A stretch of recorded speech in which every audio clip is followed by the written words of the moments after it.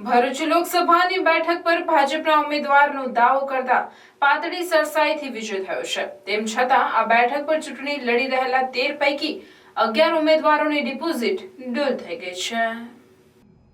ભરૂચ લોકસભા બેઠક પર ઈવીએમ અને પોસ્ટલ બેઠક થકી માન્ય 11.92 લાખ મત ઠર્યા હતા। ચૂંટણીમાં માન્ય મતોના છઠ્ઠા ભાગના મતો જે ઉમેદવારે મેળવ્યા હોય તેને ભરેલી ડિપોઝિટ પરત મળે છે, જે જોતા માન્ય મતોના છઠ્ઠા ભાગના એટલે કે 1.98 લાખ મતો વિજેતા ઉમેદવાર બાદ ઇન્ડિયા ગઠબંધનના ચૈતર વસાવાએ 5.18 લાખ હાંસલ કર્યા છે। અન્ય 11 ઉમેદવારોમાં બાપના દિલીપ વસાવાએ જ 5 ડિજિટમાં તે પણ 10,014 મત મેળવ્યા છે।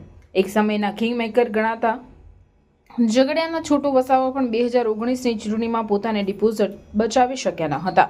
આ વખતે તેમના પુત્ર દિલીપ વસાવા સાથે અન્ય 11 ઉમેદવાર 4 આંકડામાં જ મત મેળવી શકતા તમામની ડિપોઝિટ જપ્ત થઈ ગઈ છે।